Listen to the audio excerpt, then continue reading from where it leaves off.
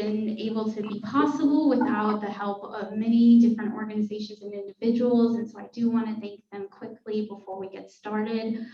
First, I'd like to thank Reston Community Center, who supports our programs and has allowed us to use their space tonight. So thank you, Reston Community Center. I also like to thank Public Art Reston and Phoebe Avery for developing this program with us. It really would be a very different program without you. So thank you for that. And I'd like to thank Pat McIntyre for sponsoring the honorarium for tonight's program. And last but not least, I would like to thank all of our presenters tonight. We have a fabulous lineup, and so I will be introducing them each right before their presentation, but very quickly, I'd like to thank Rebekah Wingert, Ronit Eisenbach, Michele Greet, Brian Patterson, and Delaney. So thank you so much for coming tonight and sharing your expertise with us. So without further ado, I'd like to introduce Rebekah Wingert. So thank you. Rebekah is an award-winning filmmaker who grew up in Reston. In addition to directing and producing documentary films for television broadcast, Rebekah has produced several films for Reston, including the documentary film Reston, Another Way of Living, and fun, beauty, fantasy, Reston's Public Art. Rebekah teaches filmmaking at George Mason University and lives in Reston with her daughter. So I am going to get the presentation set up for Rebekah and we'll get started.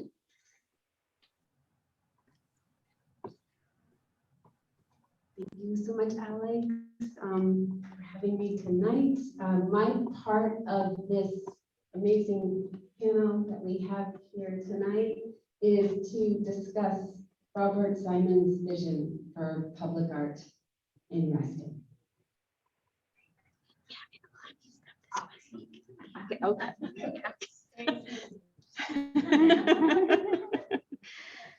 Okay, yes. So are you ready for the video? Let's hold off from video. I'll let you know when I'm ready for video. So I grew up in Reston and I live in Reston, and I think many of you will relate to the special feeling that I've had here in Reston. And for a long time, I wasn't able to kind of name what that special feeling is, but I've come to land on magic.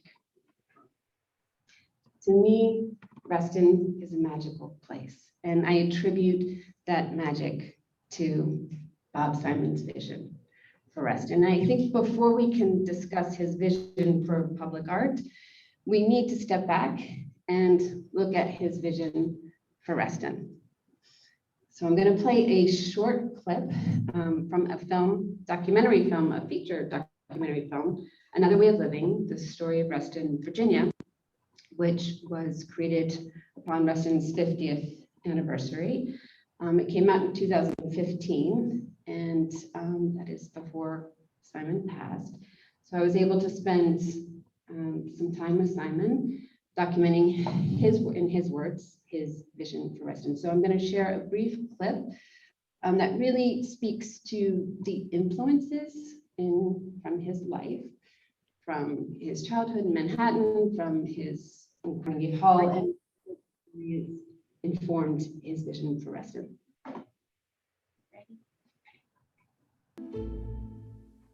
I got out a yellow pad. I started to put. It's very quiet. Hold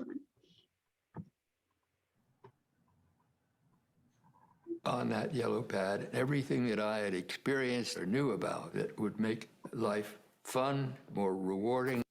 It's not coming through here now.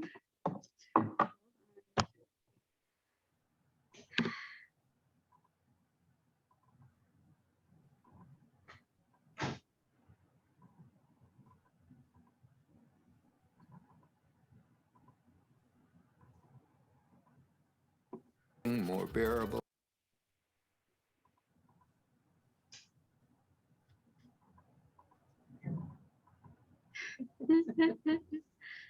Let's try this a different way. Yeah, it seems to, it's not, it didn't want to come out of there this time.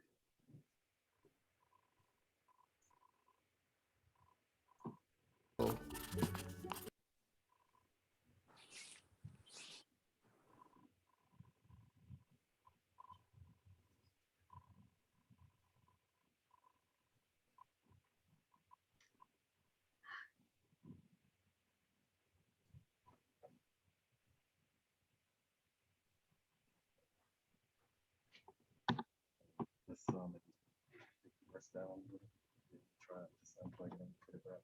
Now it's kick down. It wasn't working right. Yeah.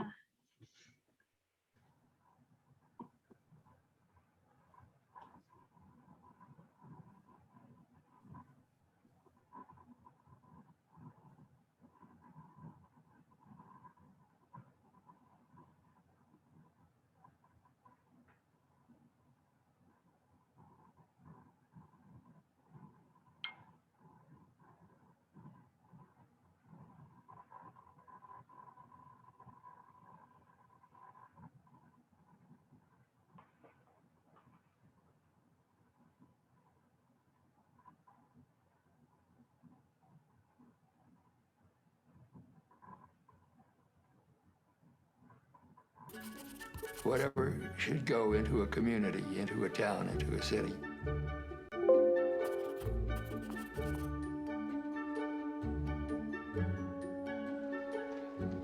Bob grew up in an apartment that was in New York City, but it was across the street from a park, a very large park next to the river. It was beautiful, nature, trees, and it was very walkable. There were no cars down there. We loved our open spaces.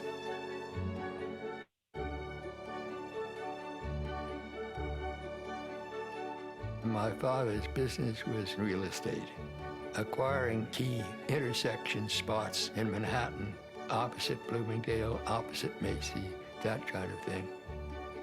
In 1925, my father went to Mrs. Carnegie, and between the two of them, they arranged for him to buy Carnegie Hall.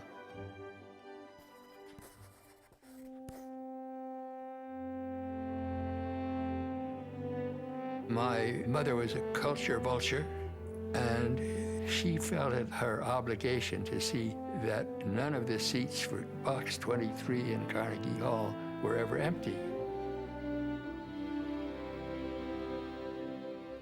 We traveled a lot. We went on the grand tours, what they called it. 15 months in Europe. The aesthetics of things were important from his childhood. When they traveled, the arts and visiting museums, that's where they grew up. When I graduated from college, I spent 2 months on a bicycle riding all over Europe and found that's the only way to travel because you meet so many people.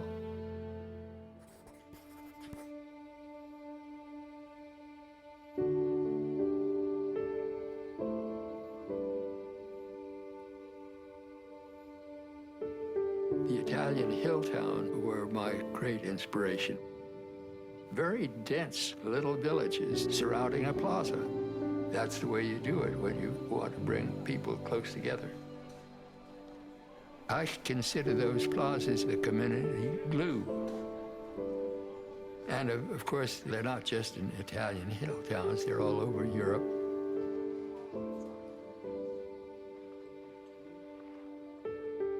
While I was in France, I got a cable. My father had died. I was made president of Carnegie Hall, age 23.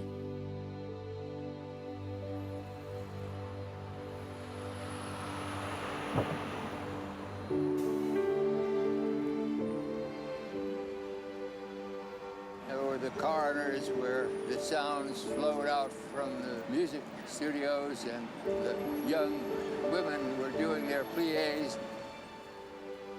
Studio 61 was where Oklahoma was staged, and all the cast came there every day as they staged it. Some of them actually lived there. This was a community of artists, which tied in directly to the concepts that I had for community being what development was all about.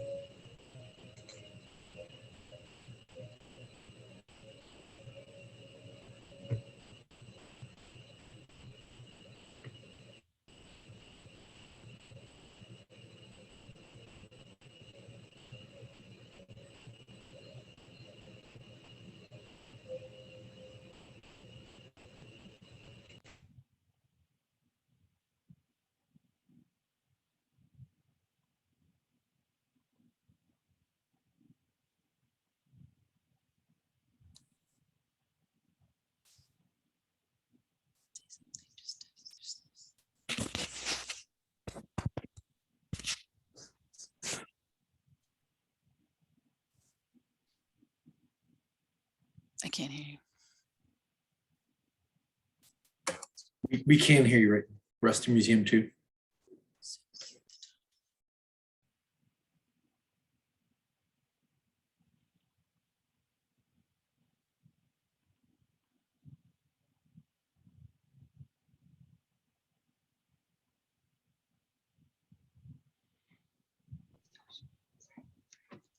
Hello?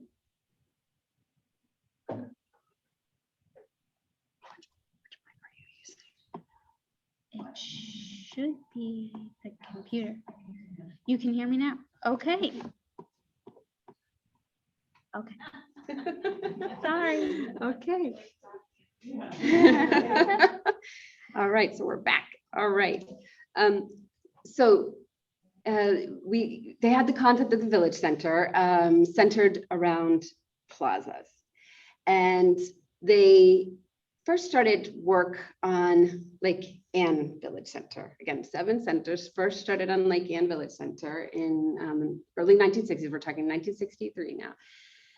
And had a vision at that time for public art in that public space of the plaza. So much so, public art was so central that they decided to start working on the public art as they were developing the village center. It wasn't an afterthought. It was happening right while they were developing the village center. And they decided to, Simon decided to hire the Uruguayan sculptor Gonzalo Fonseca while they were developing the village center and had him in residence here. He couldn't live in Reston because there was nowhere to live at the time. He lived in Herndon, but spent a year here working on incredible sculptures that we have still today. So rather than me going on about the amazing work that Gonzalo Fonseca, James Reston, Simon and Bill Conklin did here in those early days, I'm going to let them speak for themselves and play another clip, a short clip from a film called Fun, Beauty, and Fantasy that talks about their work with public art at Lake Anne Village Center.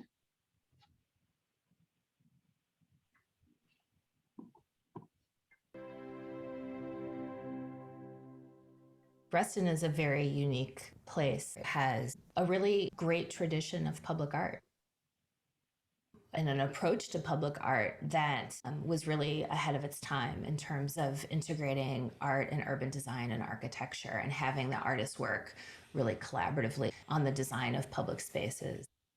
It isn't that we had a piece of architecture built or someone did, and then we went out and bought art, you know, to decorate it. Not that at all. We, the designers of the buildings and the builders of the place, together worked out the sculpture and the art, so that the sculpture and the art are very integral to the form of the buildings and the materials and to the concept of the whole thing. When it came time to think about the idea of let's have some sculpture, Gonzalo Fonseca was an obvious choice. He had worked for me before. He also knew Rosant. And so we were all kind of part of a family and friends, you know.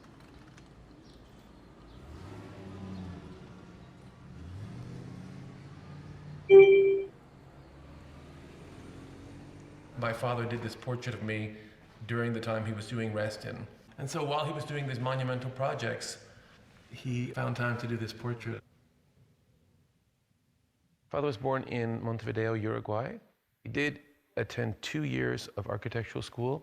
Then he met Joaquin Torres Garcia, who was that great modernist, painter, thinker. He began experimenting with all kinds of sculpture, influenced by architecture, history of architecture, antiquity of all kinds, plus his modernist constructivist training. I think Reston may or may not be the first instance, but it certainly is the most important instance of his kind of breaking into his own idiom.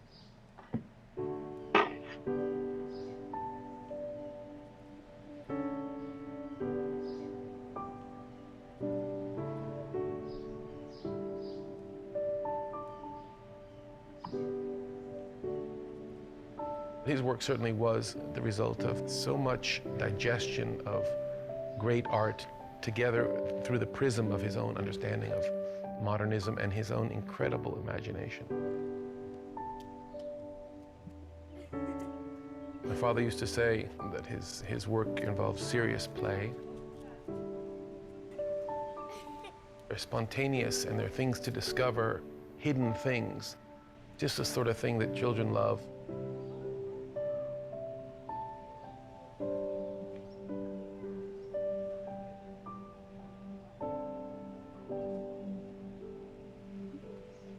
Father was almost oblivious to the art world and yet supported himself, and his goal was to make the minimal, to keep going.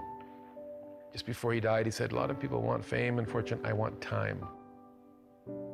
It's the kind of man he was, the kind of artist he was. Gonzalo Fonseca and my dad would go out to the beach, both in Italy and in Long Island, and they would do sand sculptures. And we had, little trowels and things. And these aren't like sand sculptures that kids make. These were pyramids. These were incredible creations, and they'd compete on the sand and do beautiful little steps that would circle a building. And when we, as kids, would go to Lake Anne after it opened, after it started, and see the sculptures, it was like walking into life-size sand sculptures. They were out of our imaginations of what my father and Gonzalo had built on the sand.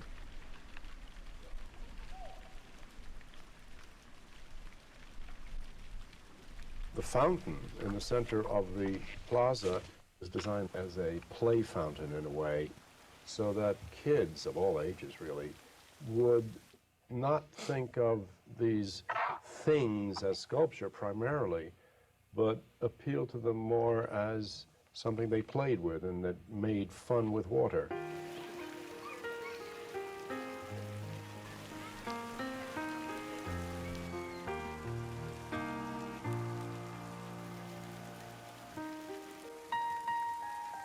It's a fun sculpture, and it makes the plaza full of laughter. Public art was essential in creating a public space. The shape of the plaza brings people to walk around it. The fountain invites kids to play. It's magical how it coalesces the whole plaza. Between Rosant and Fonseca, we really got public art where we wanted it. Community is what it's all about. Community is the interaction of people. That's my definition of community. I don't know if anybody else likes that definition, but I think it is. Community is interaction, and plazas are designed to foster interaction.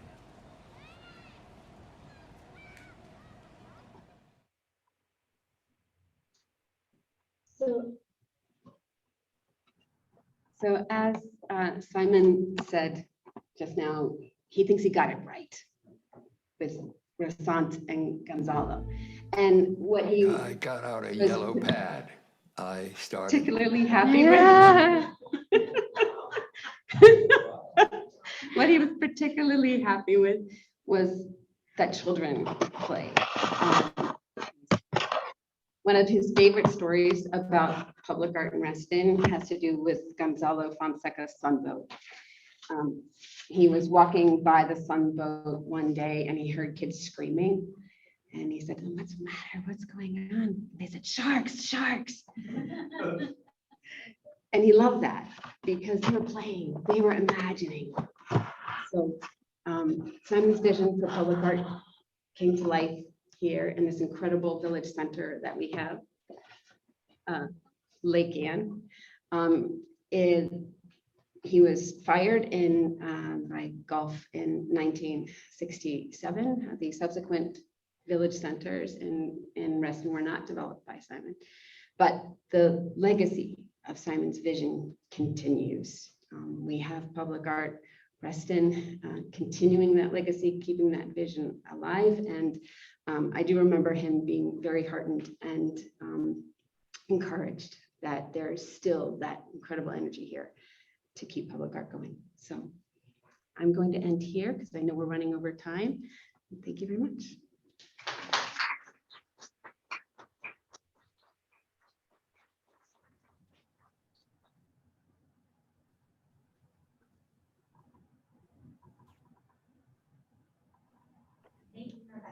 Any other names, please?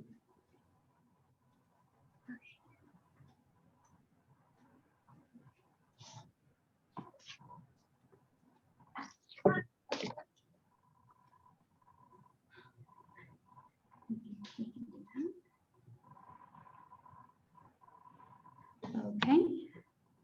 I'm going to switch presentations.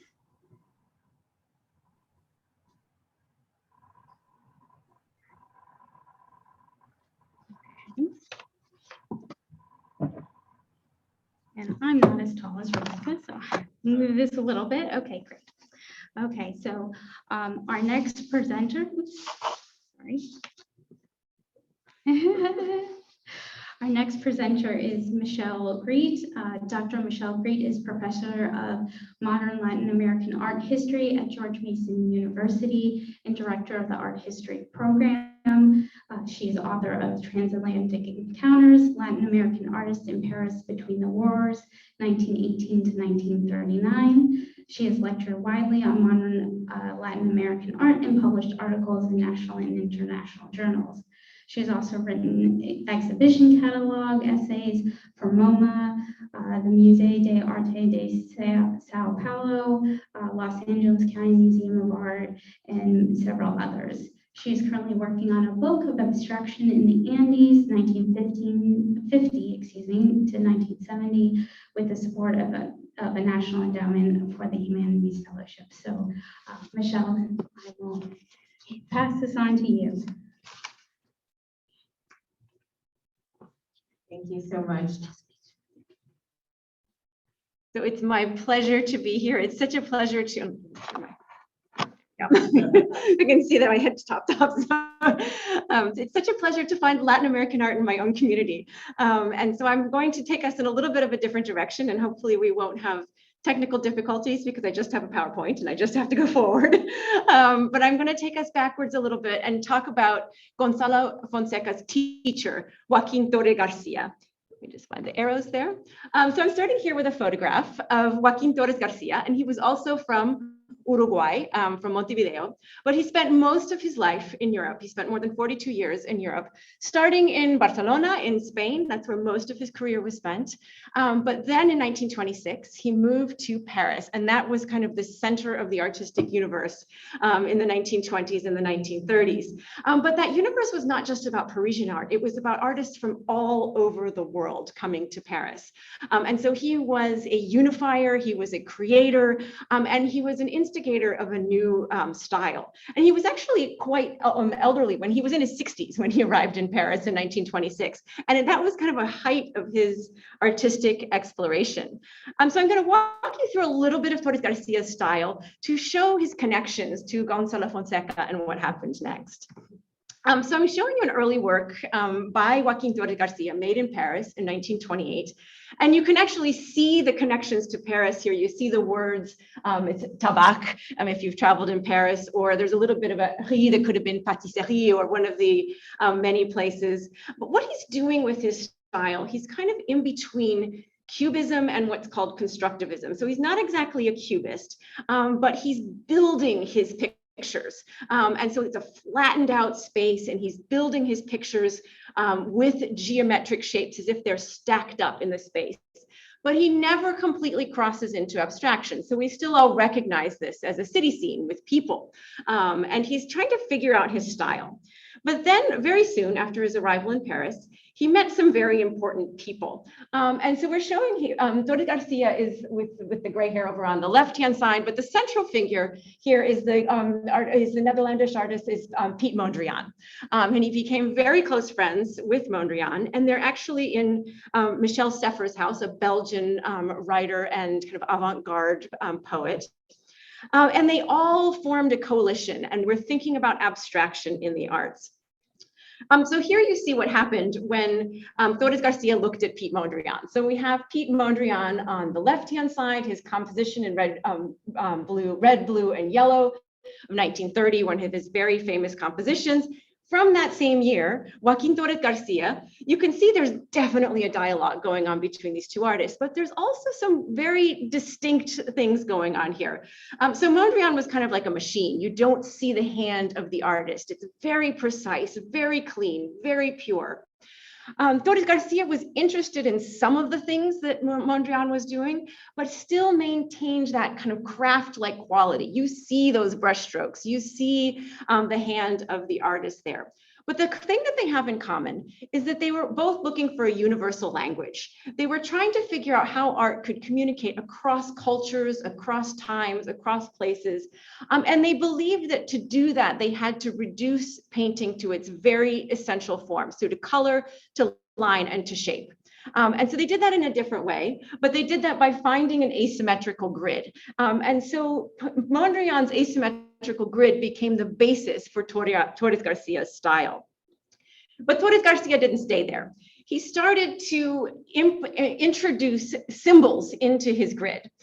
Symbols that he was not introducing pictures. He wasn't trying to depict things, but symbols that kind of worked against each other to create what he saw as a universal language. And he was looking at kind of Egyptian hieroglyphics. He was looking at Chinese characters. He was looking at museums that in Paris, the Musée de l'Homme, that had Latin American Aztec artifacts. And he wanted to draw something parallel from all of those things.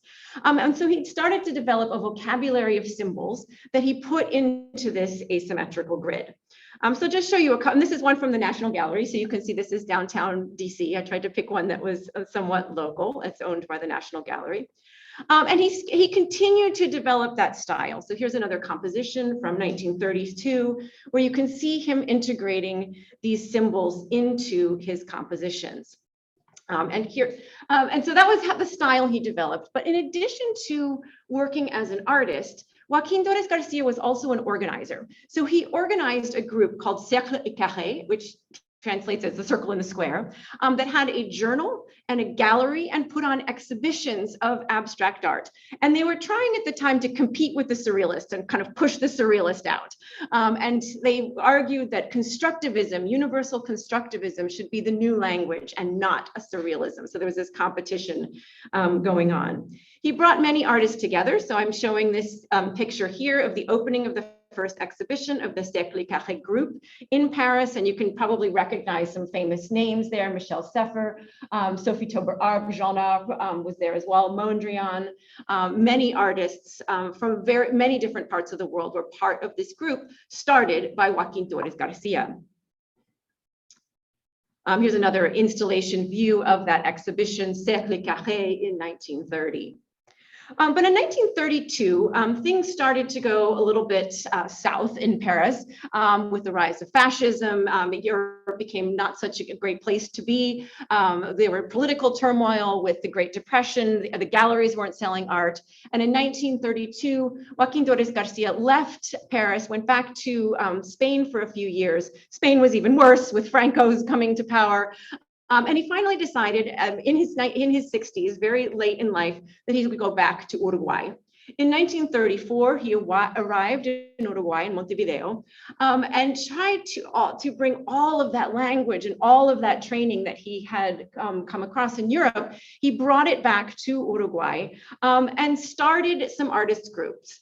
And by 1942, he had established a group that was known as the Taller Torres Garcia, which translates as the Torres Garcia workshop or the Torres Garcia studio. So he didn't work ever as a lone kind of sole artist, but he wanted to train artists throughout Uruguay, throughout Argentina, to bring artists and to teach them about the constructivist styles that he was learning.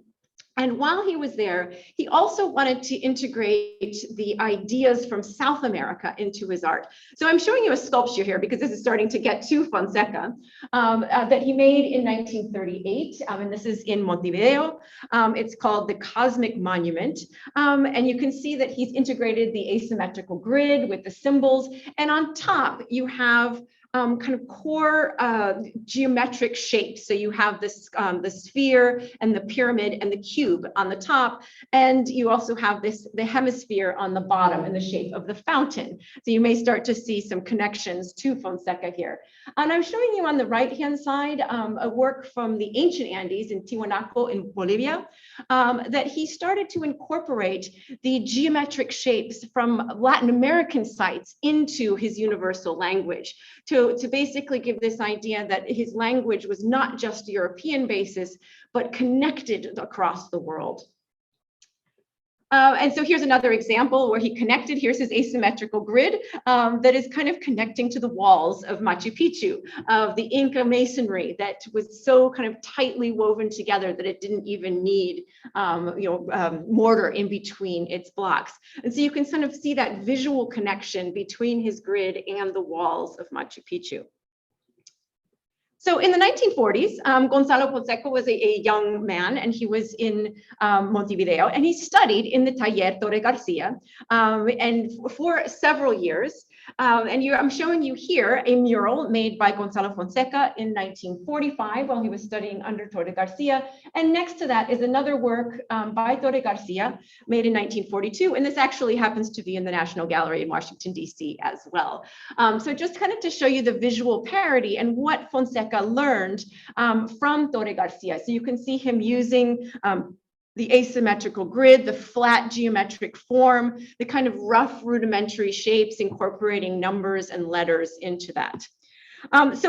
Even though Fonseca learned quite a bit from his teacher, he then started to diverge and go in different directions. And so I found this wonderful photograph, and unfortunately it's looking a little cut off on the top there. But this is a wonderful photograph of Gonzalo Fonseca, and you can see how his mind is transforming Torres Garcia into kind of living and three-dimensional. He goes from the two-dimensional to the three-dimensional.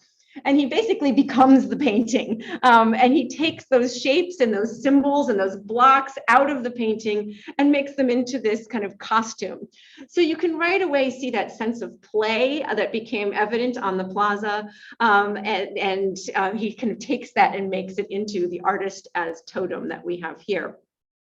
In 1958, Gonzalo Fonseca left Uruguay and he moved to New York City.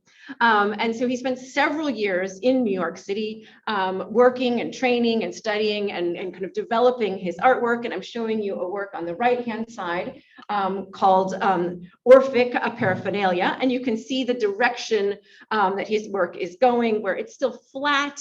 It's still based on abstract forms, although we could see probably a playful figure here in that scene. And so you can see the connection to Torre Garcia, the flat, the grid-like forms, the roughness of the sculpture, but he's definitely developing his own personality and style as an artist.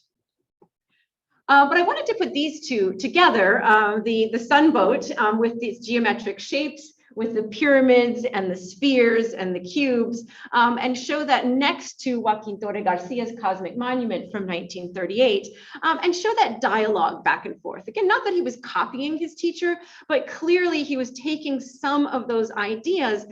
But what I love about this is it's almost like he takes this flat monument and then pushes it into 3 dimensions. And what it does is when he's opened it out in the plaza is that now people can enter into the painting. You're not just looking at it as a passive viewer, you can touch it, you can climb on it, you can become part of that image.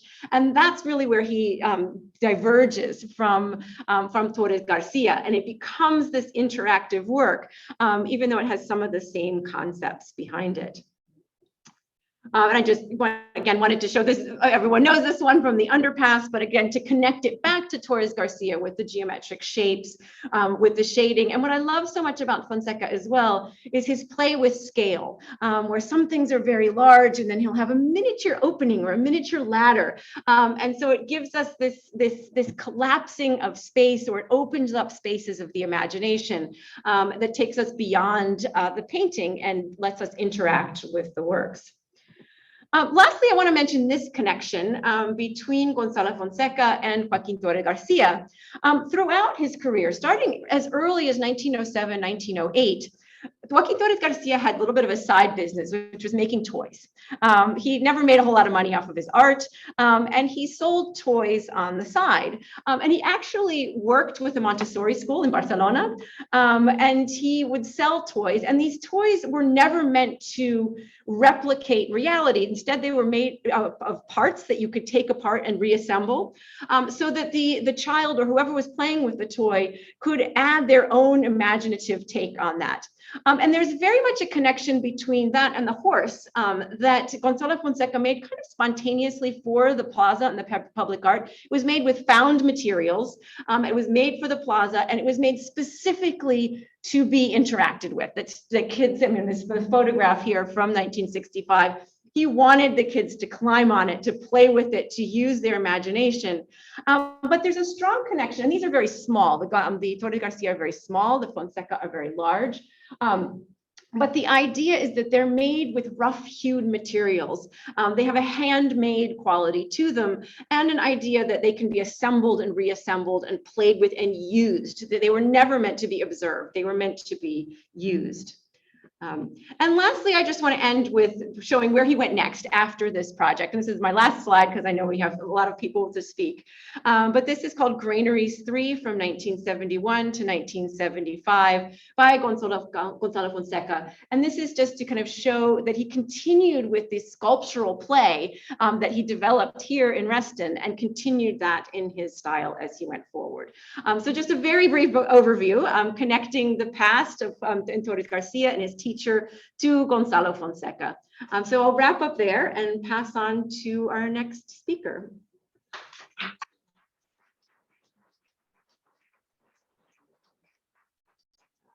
I'm not even going to try. Thank you, Michele. Okay, we're going to switch over.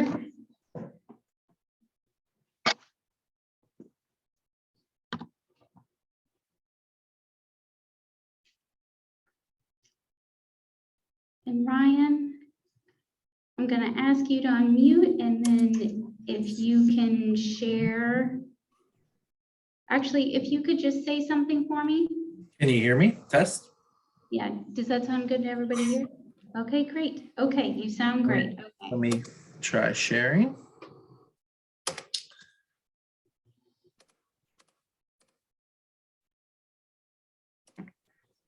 Well, while Ryan's getting his presentation up, I will go ahead and introduce him.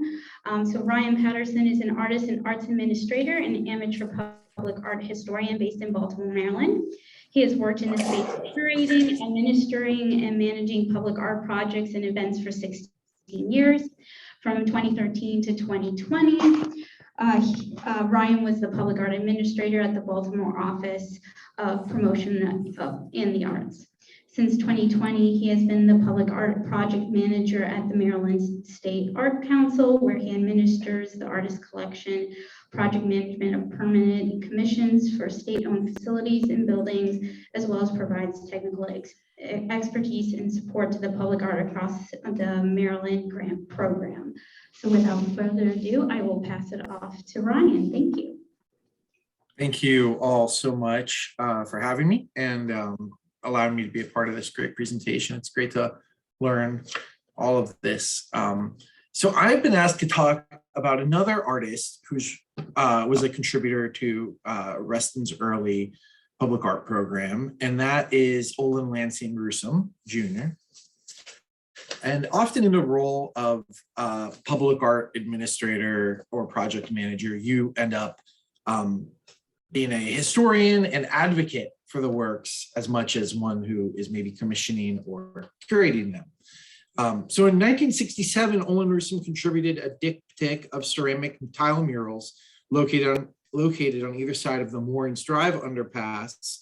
And the description from the Public Art Reston webpage, which is great, by the way, describes the context of the artworks as it might have been commissioned.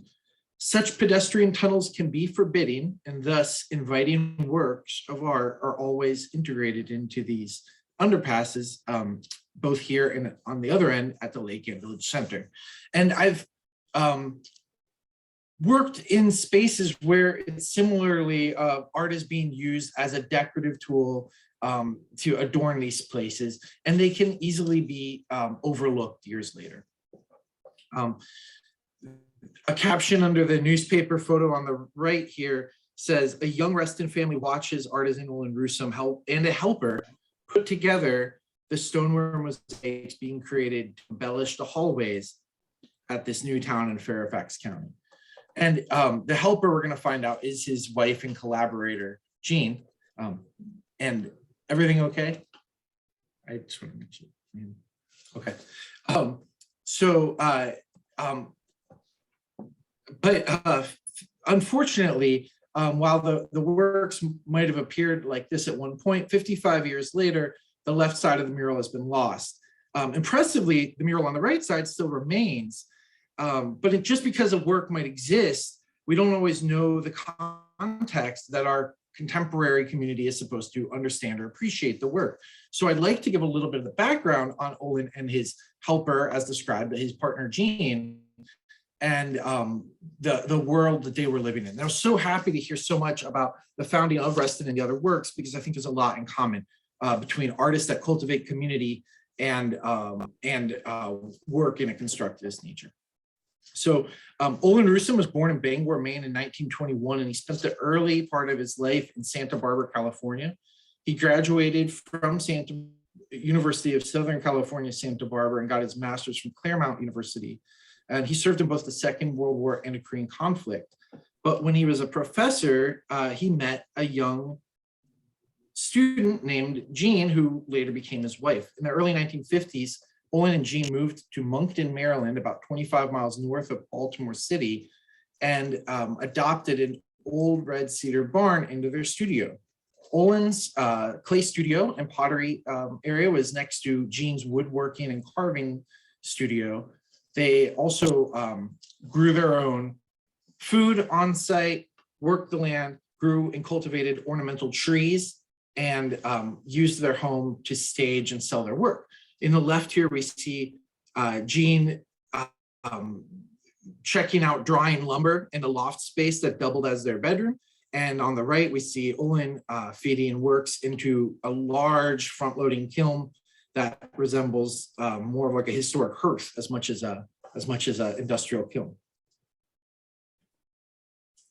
But I think it's important to realize that this couple was not like running away from society. They weren't trying to escape to be rural and make work in isolation. They were actually on the cusp of the arts community socially as well as aesthetically. The works combined to create a really amazing sense of both like high modernist aerospace kind of that shapes, but also a really American crafts, hand wrought craftsmanship that came together best in their collaborations.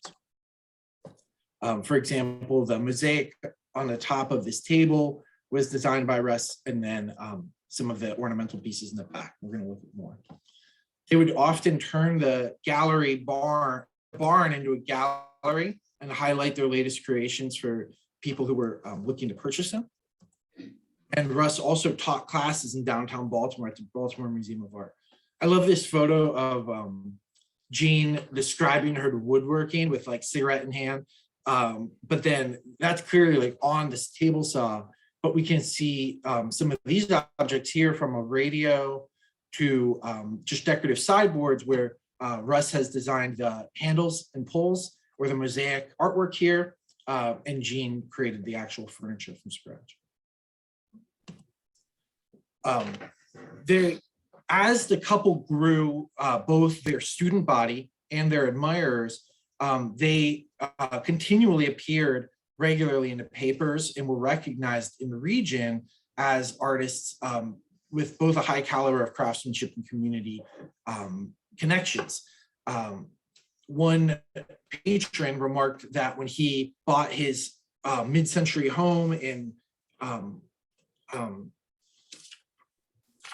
the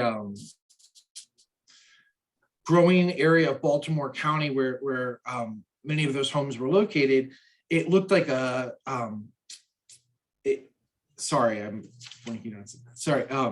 it looked like a Pan Am terminal until he filled it with Rusum's artwork that warmed the space and created a sense of home.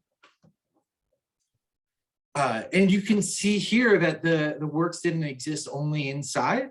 So as the popularity grew and the studio developed into more of a full small industrial workspace, they also branched out. And so people began not only purchasing the furniture, but commissioning site-specific installations, as we see here in the upper right, the shower installation.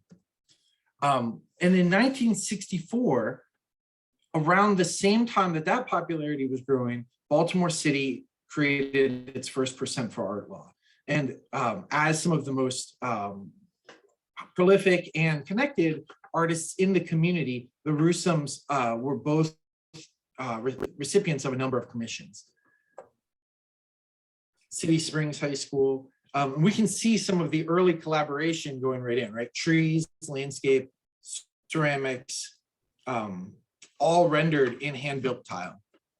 And again, the recurring theme of trees, but actually getting all the way out in the three-dimensional forms. This was maybe one of the most successful and dynamic pieces the couple created. These are both credited to Olin, and this one too. So that now we're getting into work that looks a lot like what exists in Reston, but it's also somewhat more divorced from the experience that the students might have within the building. Jean would almost go the other way. So she worked completely in wood, but then when it came to receiving commissions, she was creating molds of the wood. And so I think it's really interesting that Olin is creating clay versions of trees, and then she's creating clay impressions or molds of trees. But such public attention and financing, the recipient of 3 to 4 commissions each within the first few years of this program didn't leave them without their critics. So when they had an exhibition at the Baltimore Museum of Art in the early 70s, the critics did not hesitate to come out and try to hold them accountable for the sometimes hard to relate to works that existed in the city schools. They were not always beloved. Once the work got out of the realm of the art world or the art collector and taxpayer money was being used, it opened the door to observation and criticism by people who may not have appreciated their standing. And I think that we run into, it's interesting that they were called out so much because it's some of the same work that was most hard to live with or advocate for in a contemporary time. We can see here that like this very carefully created minimalist mold frieze has not aged incredibly well, has not been maintained, and has just become like a backdrop for kind of school spirit. But in many cases that I've experienced it, schools were kind of like trying to figure out how to live with this artwork. Again, another example is like this, these figures from the Rusum's own garden did not age well when they were just placed behind a school in a courtyard. They were never maintained, and students, if they could access them, might not even really understand how to interact with them. Another example of what was a well-intentioned piece, but maybe fell out of context after the people who got to be there and appreciate it happening at the time.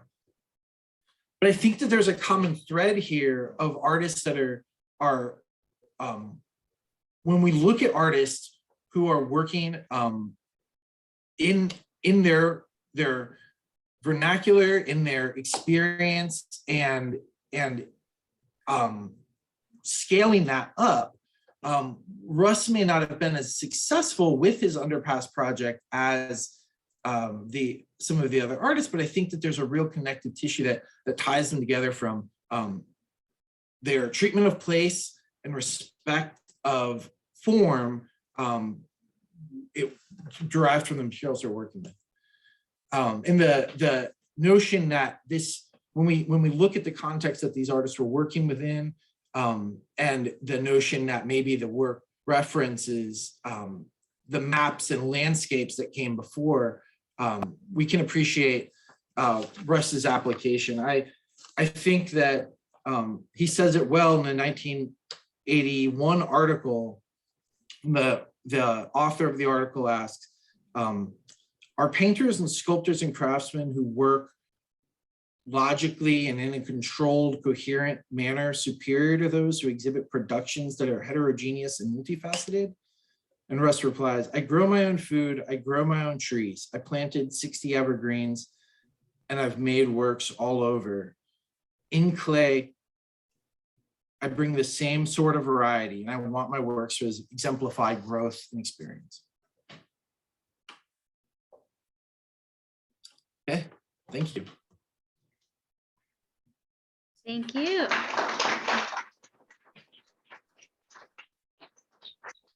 Thank you.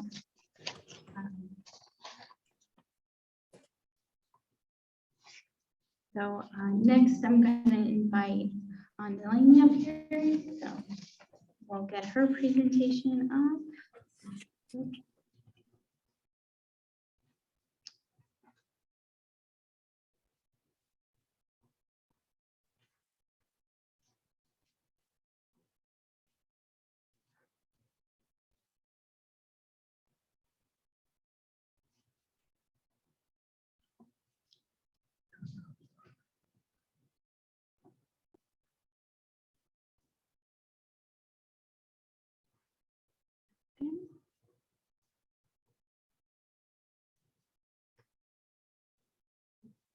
There it is. Okay.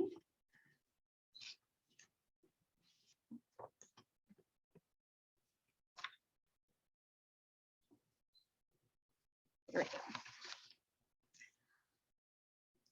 So our next speaker is Delaney. Delaney serves as a project coordinator for the Washington Metropolitan Area Transit Authority's Art in Transit program. She was executive director for Public Art Reston from 2009 to 2020. She's also held positions as the cultural attaché at the Embassy of Canada in Washington, D.C., managed art programs for the Departments of Global Affairs Canada, and worked for visual art organizations in Canada as well. She holds a BA honors in art history from McGill University and a Master of Museum Studies from the University of Toronto.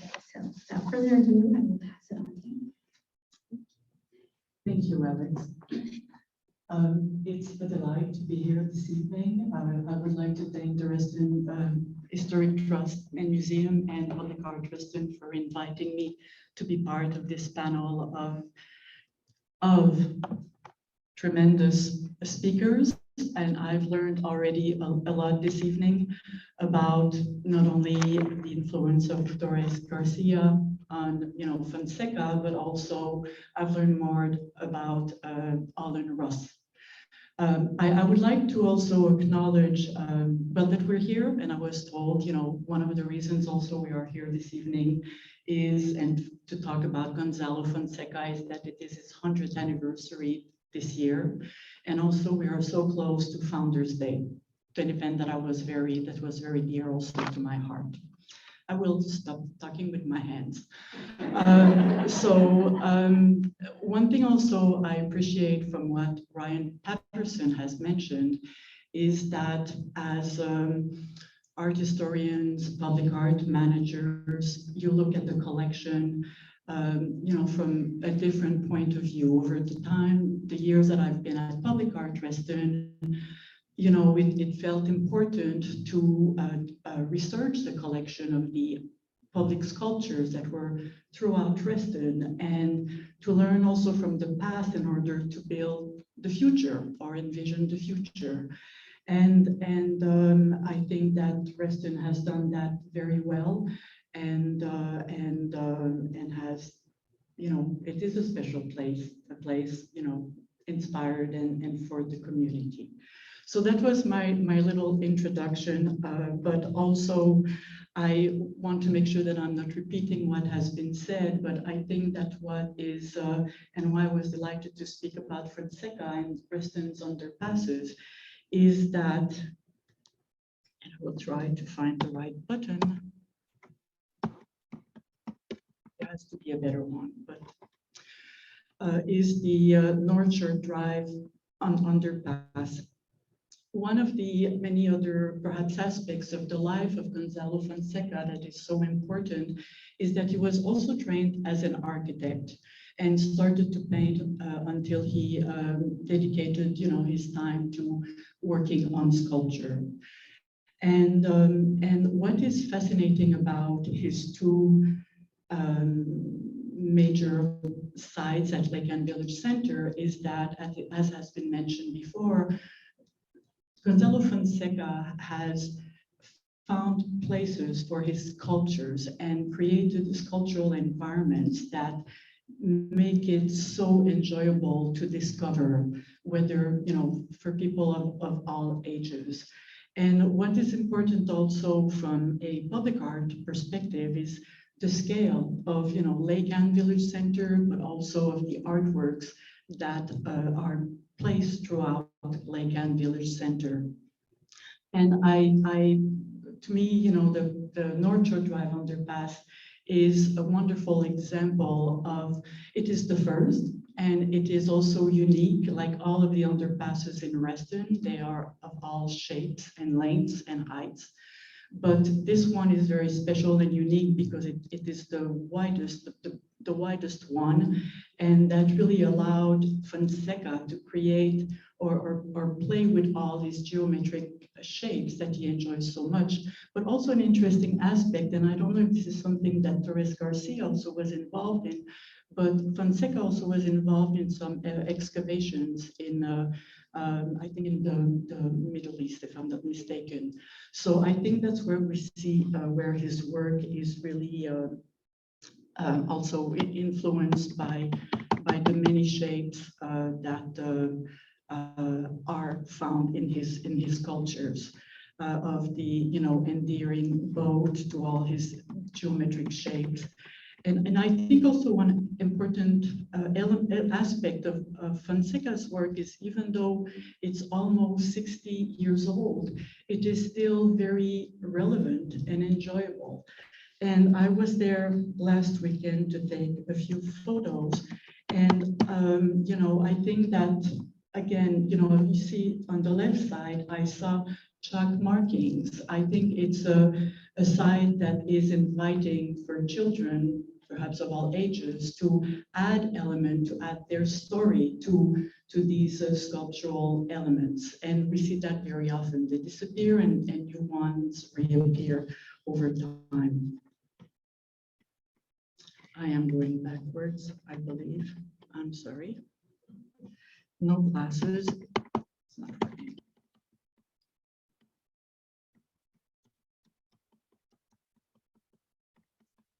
And also, as Rebecca was mentioning about, Bud Simon and hiring Reston and Fonseca, what is also very fascinating is that he was such a forerunner in terms of hiring an artist at the early stage, as Rebecca mentioned, and I feel the need to reinforce that it was not an afterthought, but that the artist was part of a team to envision art throughout Lake Anne Village Center.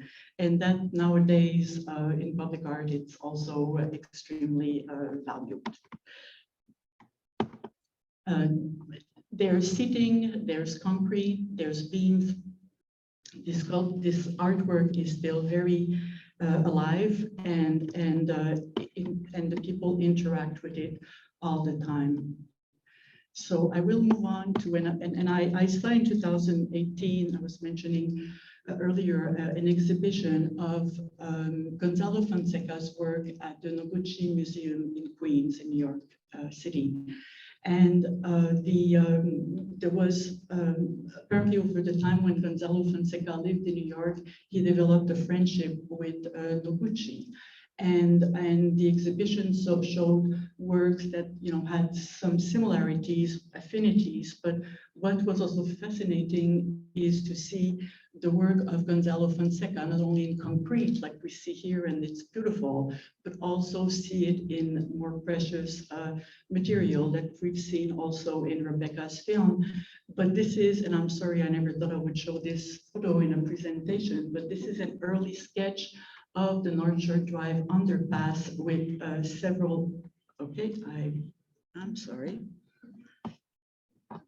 This is the very end.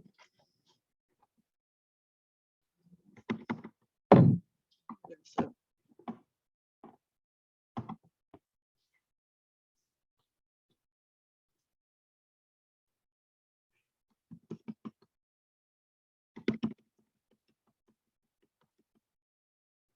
sorry for that, but you see all the key elements that are at the North Shore Drive underpass, such as the seating, the vertical sculptures, as well as the more geometric shapes and edged surfaces as well. And I chose these photos again to show how these smaller scale sculptures also have similar elements that we're seeing here at Lake Ann Village Center, whether they are at the Sunboat or at the North Shore Drive underpass, such as, the edge little figure at the bottom. And I have a detail here showing, how similar it is to the edged surface that we see at the North Shore Drive underpass with these little figures.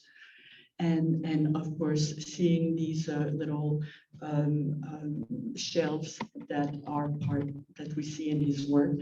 And this is, a sunboat, but in a wood version, a small sculpture that he realized from wood. And again, there's precious material, but there's also, he's done several collages, and we recognize the moon and the half moon that we see in his sculptures here at Lake Ann.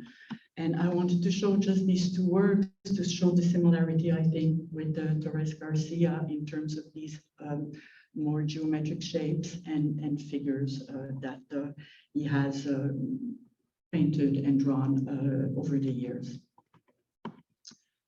Then I would like to quickly then shift to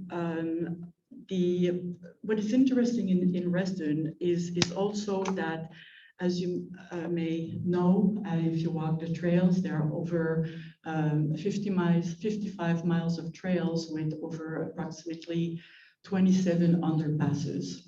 And in the 60s, not only was there the underpass that the North Shore Drive underpass, but there was also the underpass that was discussed by Ryan Patterson, by Alan Ross. But since until that, after that time, there hasn't been, to our knowledge, any other permanent artworks at underpasses. And but what we have seen over time are temporary murals. One being the one realized by Marco Rendo and Lake Ann Elementary School students in 2008. And also, I'm not sure if it's still there, but there is a mural that is in the underpass at the South Lakes Drive at South Lakes Shopping Center. And we have seen over time, because I walked the trails, that I suspect there were many other murals over time, but over time also they've been painted over if there were graffitis or they decayed over time. And it is just to say that underpasses in Reston, which is to me an asset, are wonderful places to install art, commission art of all types, and I think this has been acknowledged too in the Public Art Master Plan for Reston that was adopted in 2008, where there is a whole section dedicated to underpasses in Reston and the great potential that they have to commission art at these locations. And of course, you know, the first project that Public Art Reston undertook in 2009 and 10 was the underpass at the Glade Drive underpass. And the Public Art Master Plan really envisioned that professional artists should be hired and work with the community, more specifically students. But I think, you know, that the opportunities to work with the community at large also are very important. And I don't have a before and after photo, but certainly seeing, you know, the mosaic mural at the Glade Drive underpass realized by Valerie Teberge has been certainly significantly transformed the site and the exterior walls of the underpass. And you know, what is wonderful about these projects also is that Reston and the trails are so close to schools, community centers, other community-based organizations that can that have a connection to these underpasses somehow. And when we talk nowadays also about infrastructure, underpasses are infrastructures and they are a way of improving them, you know, through art. Certainly, I think the few underpasses in Reston that have art are an example of that and show great potential. And, you know, the second underpass that received a permanent artwork in Reston in 2019 is at the Goldsmith Road underpass, where not only were the exterior walls covered by art, but also the interior walls. And there are, you know, many challenges, and I think this is something that Patterson addressed also, you know, maintaining artworks, and how do you plan the proper artwork for a site so that, you know, if the structure needs repair, how do you address that? And also how do you maintain it, and how and you address also its longevity. And in this case, I think it was another example of community involvement with hundreds of people and drawings where the artist selected for this project, Ben Valda, realized an artwork that has transformed the area, and I hope it will, you know, continues to live well in the community. And then showing potential for the future, perhaps. Again, you know, exploring Reston and all the trails, and I know that perhaps many of you also explore them, is that I for, you know, curiosity, took photos of so many different, you know, exterior walls of underpasses and interior walls, and to my point that, you know, they're of all shapes and sizes. And I think that they offer wonderful opportunities for various types of art from, you know, the trails. And on your right here, what you see is the underpass for the WMATA trail, where Reston Parkway is over under Reston Parkway, I'm sorry. And I think, and these are also fascinating. I don't know if you've ever seen them, but they are also underpasses in Reston that are under the Sunrise Valley Drive. So just to conclude, because I know that we have to move on, I just wanted to show examples of other permanent artworks at underpasses throughout the United States to show the potential for different types of materials that can be used for art at underpasses. This is, I did it again, my apologies, we're almost done.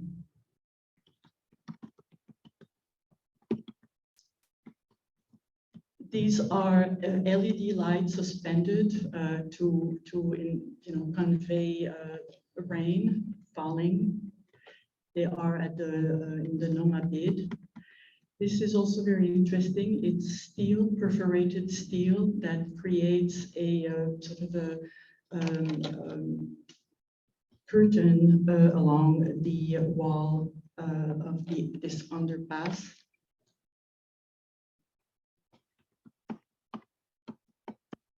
This is a simple way also to enhance underpasses with steel and painted ceramic tiles.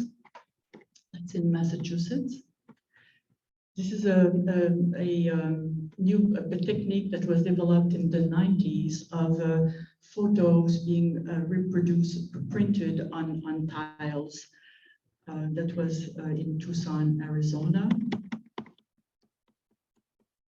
Others of simple material of steel with mirror that reflects also nature. And another example again of curtain steel, just to perhaps inspire you and see the potential for art at underpasses in Reston possibly. So I would like to thank you for your time and for the invitation again. Thank you.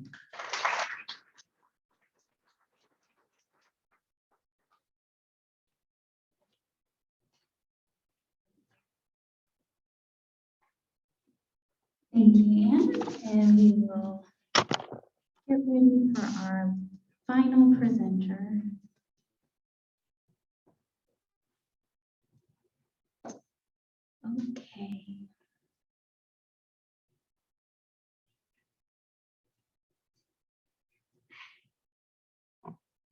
Ronit, you can go ahead and, okay, you're unmuted, and if you want to go ahead and start sharing. Sure. I will go ahead and introduce you. So our final presenter tonight is Ronit Eisenbach, via cross-disciplinary collaborative spatial practice, scholarship, and teaching.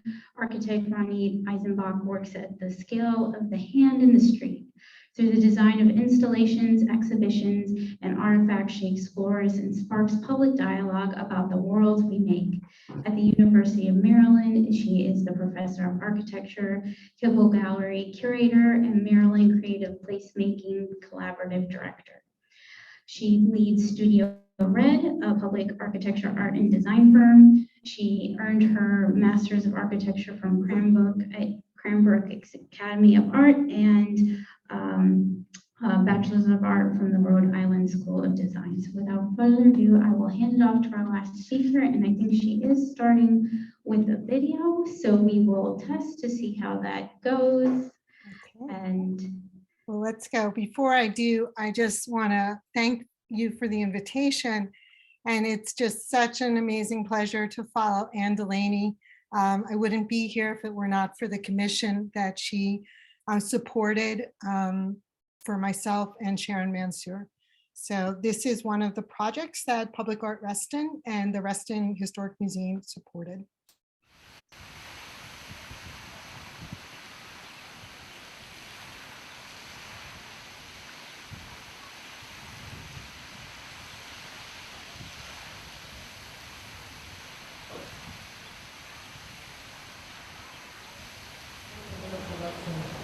Out of place.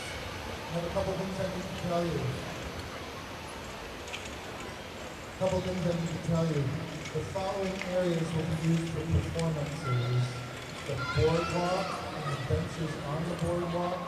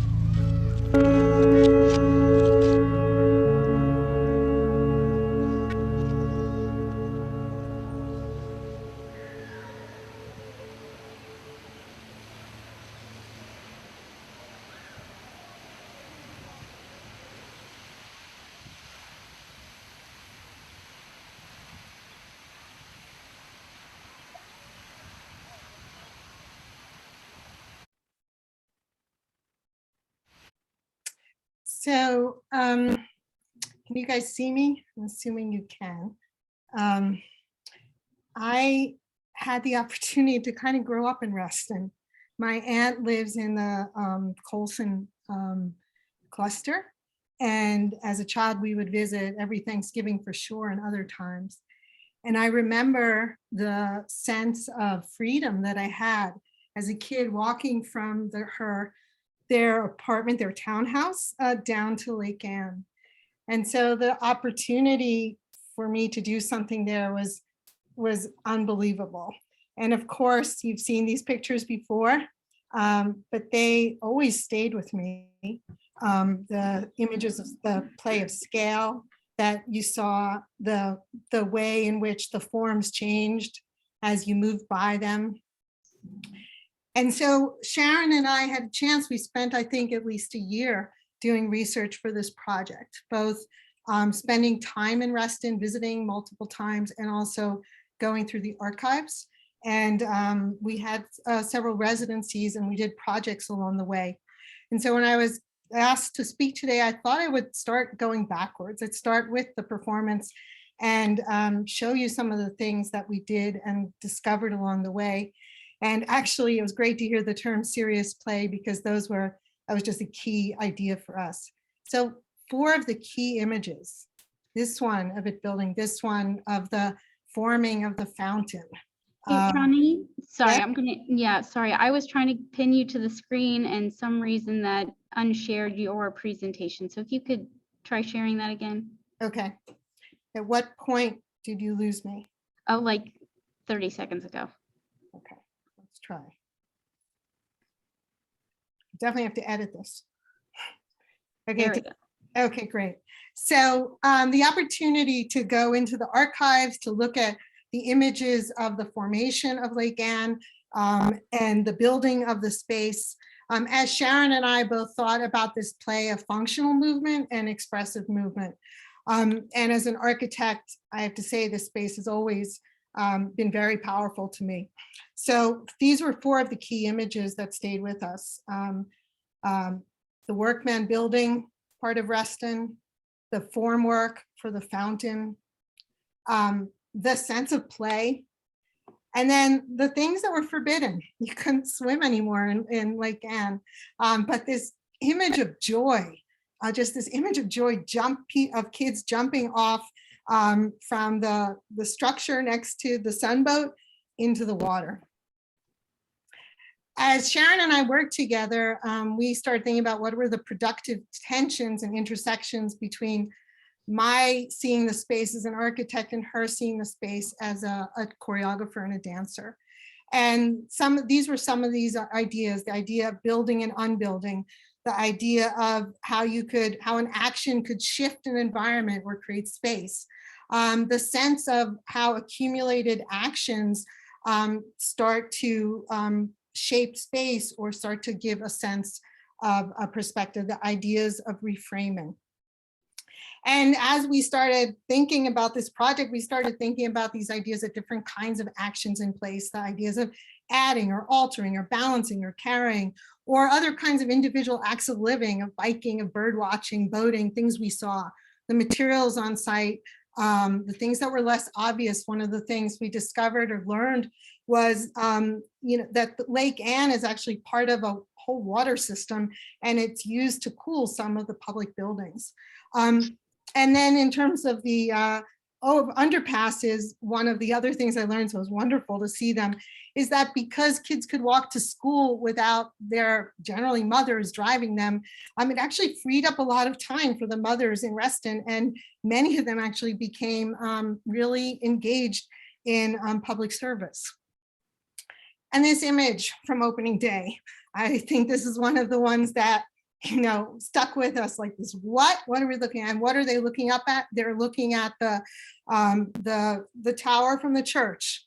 And so that was part of what, I started doing these collages, and they started affecting some of our choices in the movement. So I'm just going to show you some images as I play back and forth between some of our play. So these are stills. This image was unbelievable. We found it. And, of course, we started to play with it. And I love the man who's just like looking at Sharon like, what are you doing here?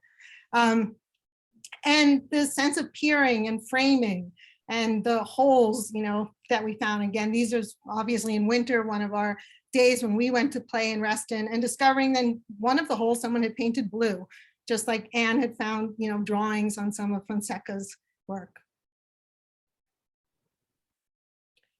And as we played, I drew, and there were things I just didn't understand, like what the hell were these square things in the water that were right by the swing when you came out, or right before the swing when you came out of the tunnel.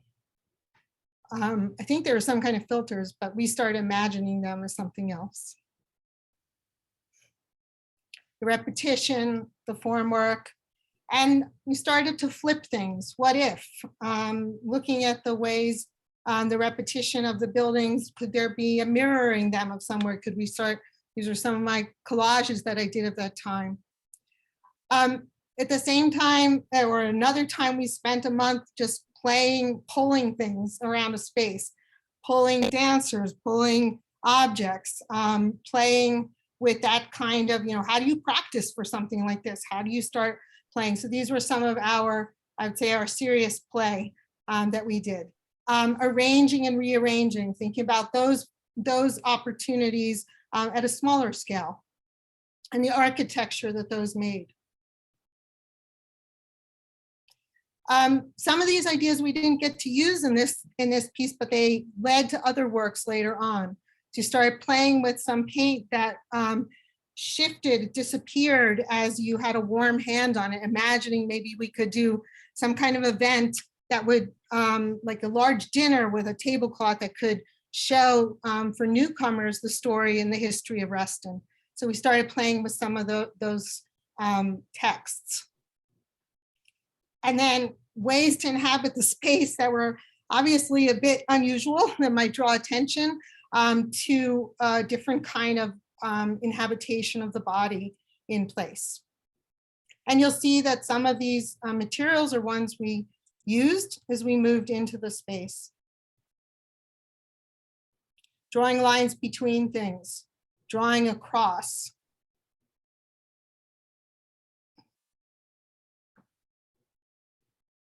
The floats that I made were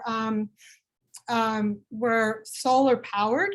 And so at night, we loved the idea of like harvesting the power. It kind of related to the understanding we learned about Lake Reston as part of a larger system. And so at night, there was a transformation of these objects, which were kind of dull looking during the day.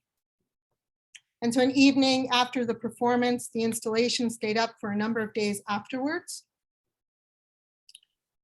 And then one set of things that we didn't realize, but we didn't get to realize with this piece was thinking about the future, thinking about all the new people who were moving to Reston, who might not know how it came to be, why there was public art, what the strength of the institutions, what made it such a wonderful place to be. And so we started dreaming of another installation, one in which those lines on the left were imagining strings in the water and starting to think about the potential for people to be like human fountains with buckets that had holes in them as you pulled them up. And then each of those buckets would have pictures, some of the ones we discovered in Reston to be found along the site. So those ideas ended up working on a site in Georgetown at the canal. And I just wanted to show these to you. And some of the play with the lines in a different way, a different kind of structure that became steel structures. And these translucent buckets that we made, we called it surfacing. And they had images of those children who were jumping in the water in Reston. And I'd like to just end there. Thank you. Thank you. Thank you so much. So before we get to our Q&A, I do just want to thank everybody again. Thank you so much for coming, and thank you to our presenters. I know I certainly learned a lot. I hope you all did as well. And I hope that you can join us for our upcoming events. Founders Day will be April 9th this year. Also, an event in partnership with Public Art Reston, Reston Community Center. So we're very much looking forward to that. And then in May, we will be back here at the Joanne Rose Gallery for a presentation titled "You Are Here, Mapping Reston's Past and Present" with Chris Rooney. So we're very much looking forward to that. Registration is already available for that, so I hope you can join us. So with that, I will open it up to questions. Does anybody have any questions for our presenters? Yes. Question for Anne. Who should be managing the underpass projects? What's the average underwriting cost? Okay, and before you speak, I'll just repeat it here, so maybe we'll pass around the mic. We just got a question about who's managing the underpass project. So here, you can pass this name. Are you referring to cost? Are you asking the? Well, who should take on the job of doing more of those? I am not the person to answer that question at the moment, but I think there's a very rich document that exists about Public Art Master Plan for Reston. I think there are many, organizations, individuals involved in the community who can help make this happen. Every one of the underpass projects involve multiple funders and multiple civic organizations in the processes. So there's no one entity. Reston Association owns the underpasses, so it has to start with ownership. And that's true about any public art project. That's true with whatever property it sits in. So it's an effort that will involve Reston Association, involve Public Art Reston. Reston Community Center has funded every single one of these projects. There's been external funding provided for the Colts Neck Road underpass through a proffer that went to fund some of that project's cost, but other funds had to be raised in addition to the profit funds. So there isn't one starting point. There are multiple puzzle pieces, and the prices range from, you know, very, very minimal. If you look at some of the temporary artwork, like Marco's project in the Lake Ann underpass, that cost a couple $1,000s in paint and time to do. Once you get to a permanent status project, it takes several thousands of dollars for RA to restore the surfaces of the underpass and to prepare those surfaces for the artwork. Then for work like Emerge, I think by the time that was all said and done, it was nearly $60,000 for that project, for all the different parts of it. And the Ben Volta project was almost $100,000 before it was all said and done. So they are not cheap.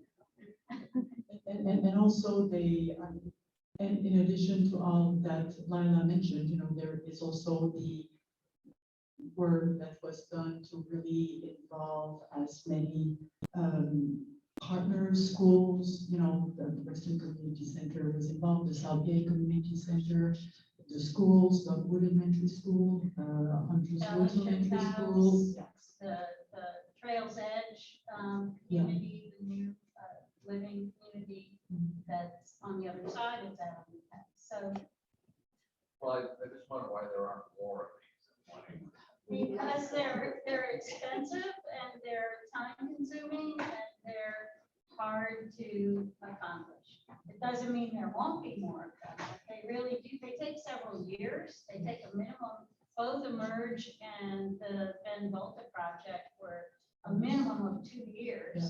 And so it just takes an intensive amount of work to execute one of those projects. It could go on for decades. Well, yeah. Some place, like for instance, and I'll get off this topic, but some place one is just paint, and it's an elementary school, so why can't we replicate that in more locations? I'm happy to throw grants there. Well, that's certainly something we can talk about at Public Art Reston and when we talk about other kinds of projects. Yeah.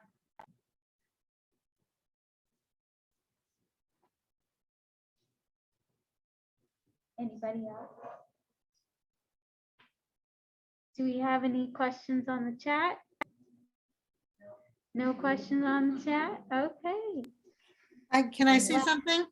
Yes, please. I loved seeing that image of Fonseca with the, like, transformed into the sculpture, like where all the elements were on him and the drawing next, like in the painting next to him. It's just so amazing. And just, boy, I wish I had gotten to meet him because he just seemed like someone, I mean, he clearly was, not seemed, someone who really could let himself go and really play and ask himself what if and try it out. And the fact that the works that he's left still, you know, encourage others to play is such an amazing gift and such an amazing legacy. And I don't, you know, and that they are, you know, they weren't designed not to be touched. They were designed, they were open-ended. They were made for, you know, with space for people to imagine. And I just love seeing that image, and I love seeing, seeing those works and the conversation about that.